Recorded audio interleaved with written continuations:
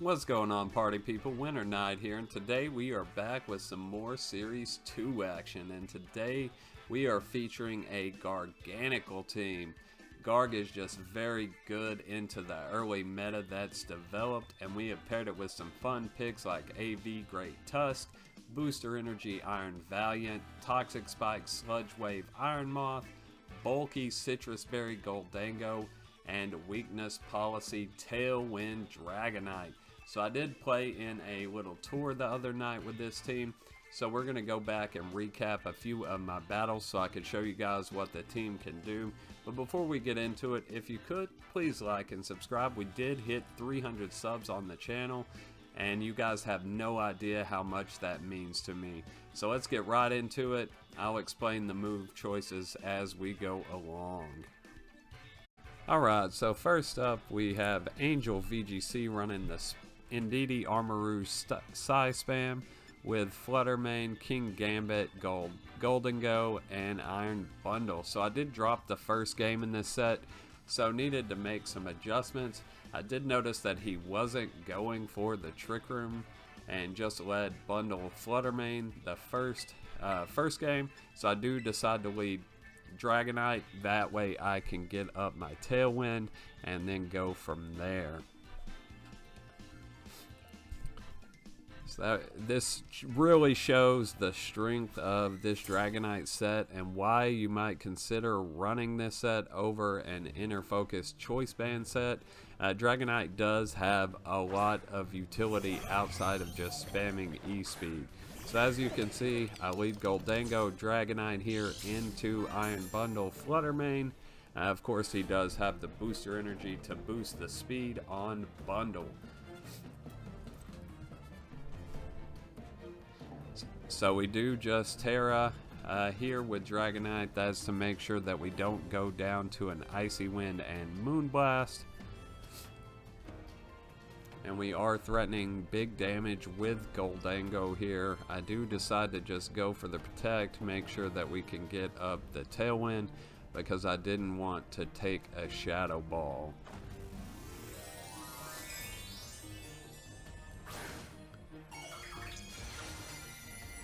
So Diamonds Are Forever come out for Dragonite here.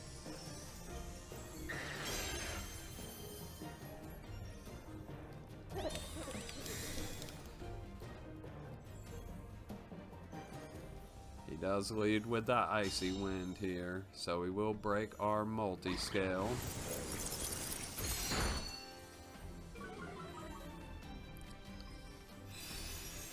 Goes for the Moonblast into Dragonite, but we eat that with the Terra, get up our Tailwind, and now Goldango is threatening big damage. The crazy thing is here that Iron Bundle will still outspeed Goldango despite it not being hit with Icy Wind there and being in Tailwind. So keep that in mind when you're going against Bundle. It's gonna outspeed a lot of things, even if they're in Tailwind, if it has that booster energy.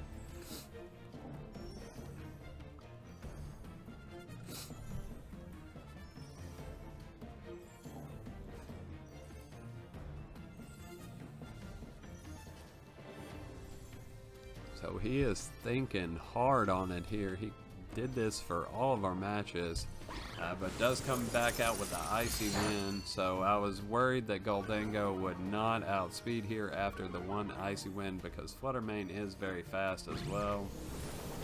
And that is indeed what happens.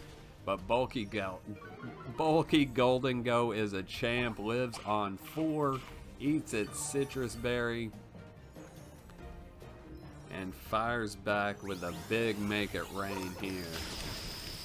Both sides do live, but we get the Iron Head off into Fluttermane. It will go down. So the first game he did have Indeedee Armor Rouge in the back. So once I see Armor Rouge come out here, I know that he has Indeedee in the back, and most likely will be switching Bundle out. That way I can't finish it off with the E-Speed. So definitely want to be mindful of that whenever you're playing Dragonite. And that's another reason I like this set, because you're not just choice locked into E-Speed.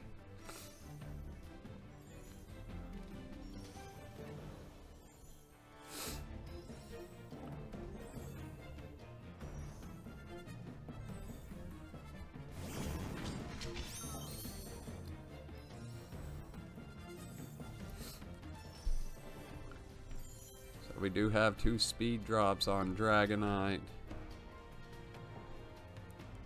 Trying to decide if he's going to go for another Icy Wind or switch out. I figure he will switch out, so we're just going to go for the Iron Head. That way we can get some damage on the Indeedee if it comes in.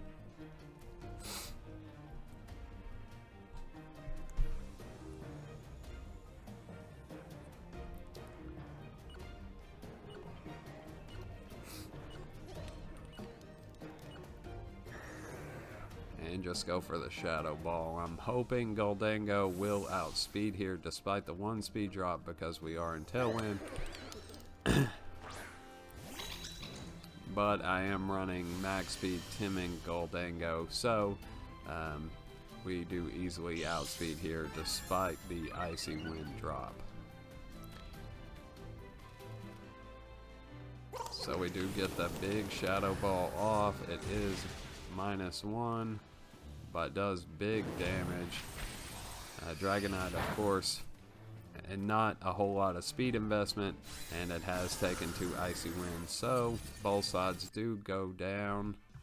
But we will get to bring out our 2 new Mons and reset here. So we have Garganacl and Great Tusk in the back. Garg is very good into this matchup, especially with open team sheets, because we are threatening the wide guard. So it's a big mind game of will they click Expanding Force or go for the Armor Cannon. So a lot of times you can get away with going for the Salt Cure because you know that they're not going to click Expanding Force on that first turn. But be careful, sometimes they'll do it anyway, so you don't want to play yourself. Especially when you can click wide guard. Sometimes better to just play it safe.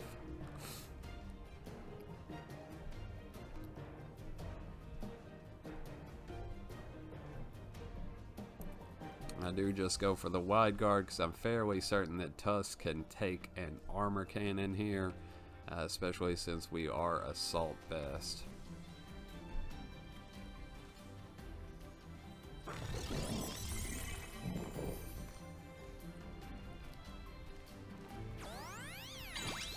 Goes for the Follow Me on Indeedee.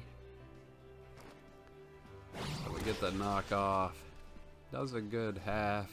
He was Psychic Seed, so of course didn't do a whole lot. Tusk hangs on with 30, but he will take some Life Orb Recoil here.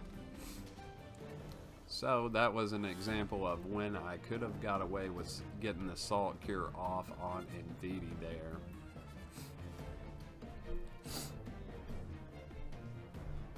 So I'm trying to decide if I want to go for the wide guard again or try and call him going for the Armor Cannon again. I decide to just play it safe. Because if he takes out Tusk, he will go down to Life Orb this turn. Whereas if not, then Garg will take heavy damage.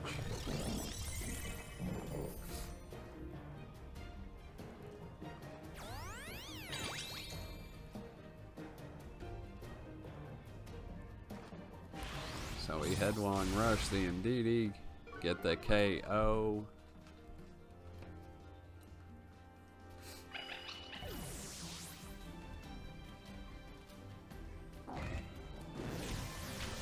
Out comes the Armor Cannon to finish off the Tusk.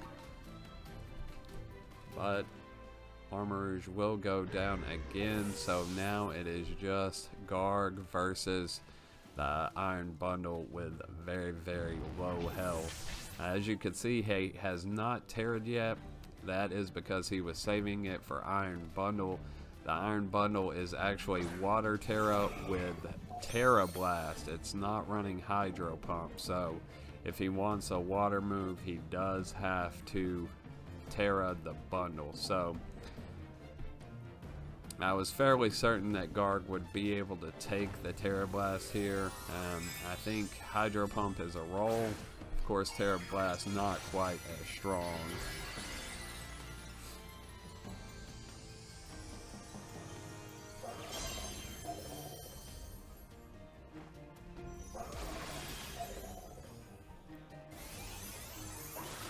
So Terra Blast comes out, and Garg lives on 11 to get off that Salt Cure. So down goes Bundle.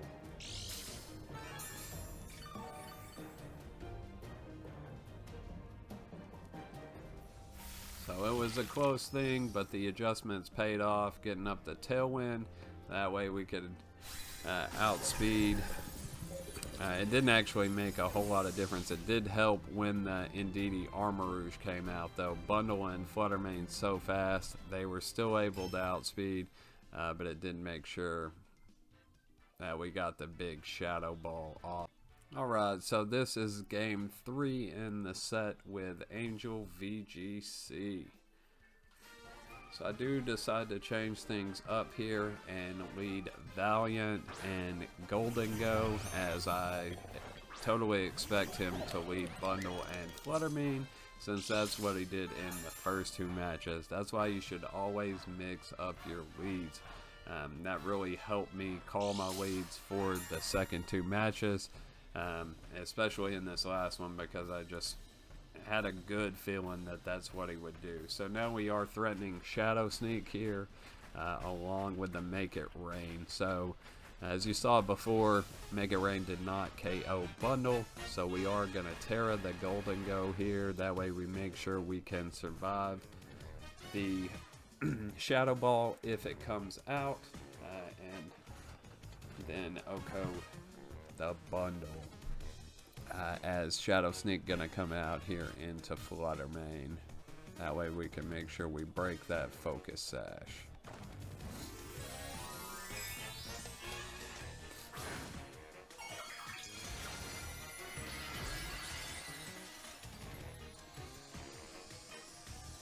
So Axe Head Golden Go coming out here.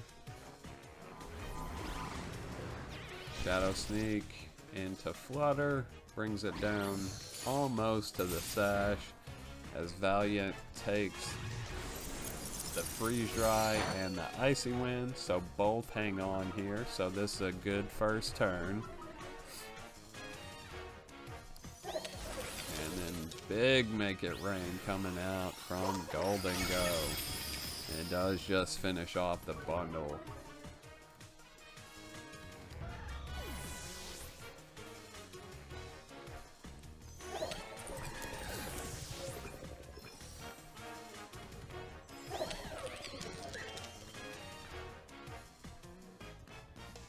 And as you can see, once again, he brings out the Indeedee Armor Rouge. So, in all 3 games, he didn't go for the Trick Room, just relied on the Icy Wind into our first 2 months for the speed control. In a best of 3 set, in my experience, you always want to mix up the 4 that you're bringing. There are going to be some mons that are just better into your opponent's teams than others, but if you just bring the same 4 in the same 4 order, then it makes it a lot easier for your opponent to read what you're going to do and counter that.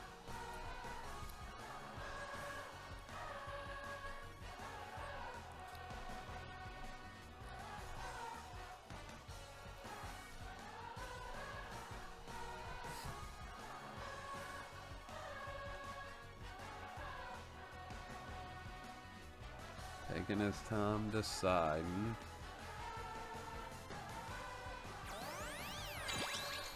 Follow Me comes out.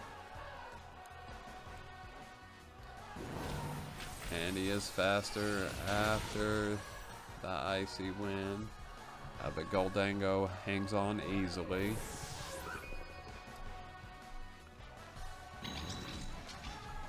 Take some life orb recall, and then Make It Rain comes out. Didn't want to go for the Shadow Ball there as I expected to follow me, so we just get a little bit of chip on both sides. So I do just bring in the Garg, that way I can get the wide guard going. Armor Cannon is his only move that's not a spread move, as the Indeedee is running Helping Hand as well as Dazzling Gleam. So right here I call him Armor Cannon into the Goldango, so I do just go for the Salt Cure here with Garganacl. I get the call right. He does go for the Helping Hand, but the Armor Cannon comes out into Garganacl. So luckily Garg is a beefy salty boy. He takes that easily, and then we will get off the Salt Cure into Armor Rouge, and he does not like that very much. So that will finish him off after this turn. So quick game 3 here. We did finish off the set strong.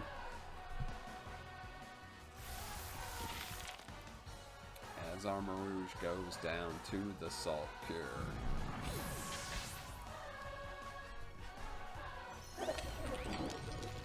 So Garg, it just really helps out into the size spam matchup, as well as most Trick Room teams in general, since Wide Guard is so good against Torkoal as well.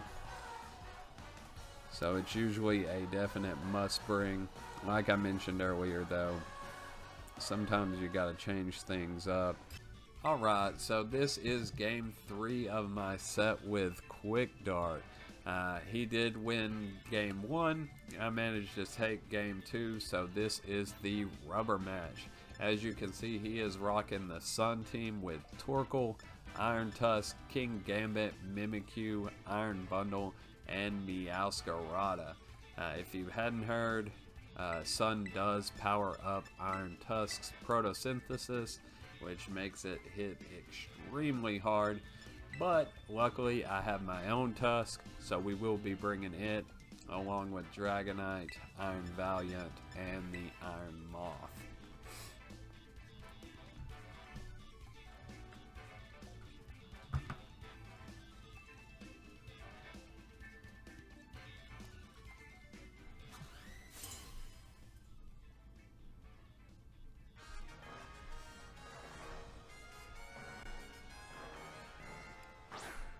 So he does go Great Tusk and Mimikyu.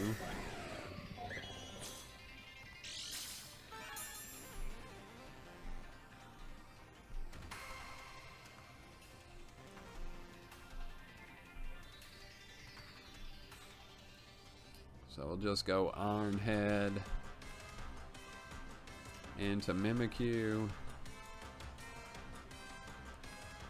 And then gonna go with the Shadow Claw, as we want to try to prevent the Trick Room from going up here, as we don't want Torkoal coming in and throwing off those big eruptions. So not too threatened by the Great Tusk. He had Terra'd the Tusk in the last match, that way he could lose his fairy weakness. Spear Break did still do quite a bit to it, but it's not threatening an Oko on anything. He does just go for the Shadow Sneak into Valiant here, just to get a little chip.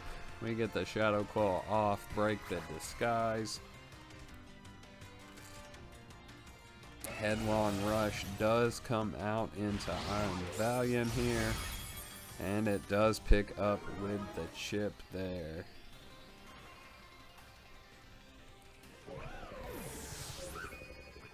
But if we can trade for Mimikyu here, then that is just fine. But Mimikyu lives on 1 there, getting that big invisible focus sash. So we bring out the Iron Moth, since it is focus sash and does outspeed the Tusk.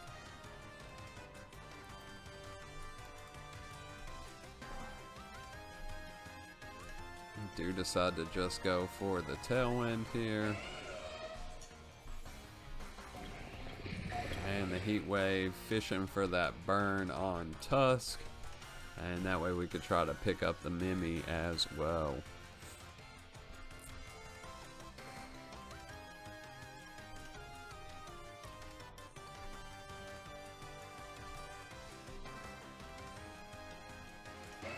He does just protect the Tusk here, so great turn for us.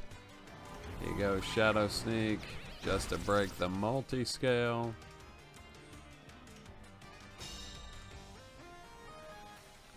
Heatwave will take out the Mimi, and then we will get up our Tailwind. So I have been working on this team some more, and I did decide to drop Protect on Dragonite for Dragon Dance.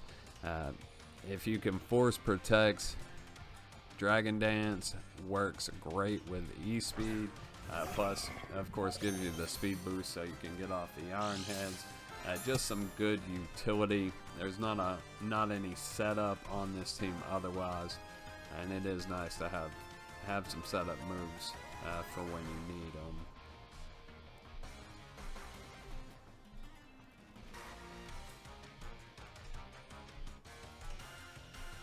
So I expect to protect on the bundle here. And we know Moth can take one attack with the Focus Sash, so I do just try to get some chip on the Tusk here.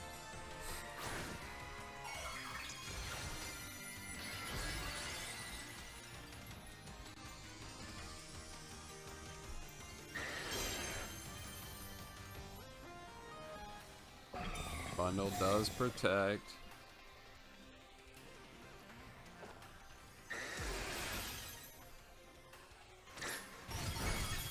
So good damage there, does just a bit over half. Then the heat wave comes out, and it does just pick up.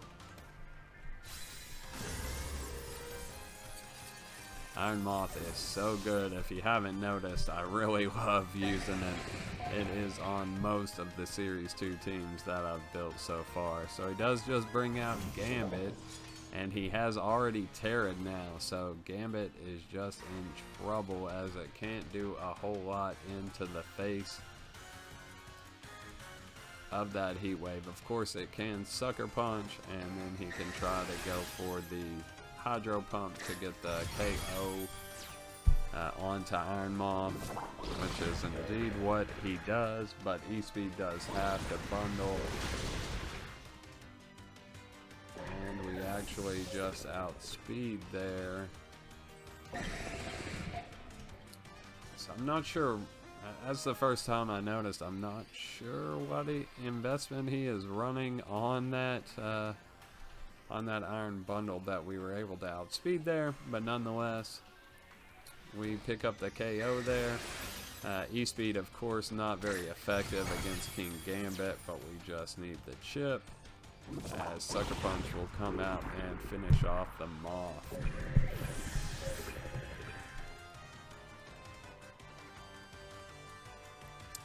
I'm sorry, that's why we outsped. We had Tailwind up, so the Tailwind there did pay off, as it allowed us to outspeed and KO the iron bundle there.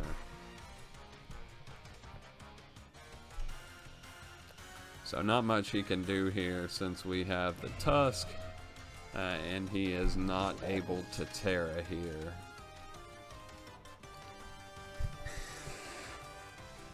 So just go CC and E-Speed, but the battle was canceled. Great set from my opponent. Really cool team. And I had a lot of fun playing. So as you can see, it's a pretty bulky team. Has some priority. Has some hazards even. Which, if you hadn't heard, Joe UX9 did recently win a tour with Toxic Spikes on Meowscarada. It's good into Dondozo, but it's really just good in general, especially when you pair it with Garganacl. If you can get the spikes up, get that sweet poison paired with the salt cure, then the opponent is going to be on a fast ticking timer. So it does make for some some good in-game positions. So, if you like the team, please like and subscribe. Leave a comment, let me know what you think, and I will see you guys in the next one.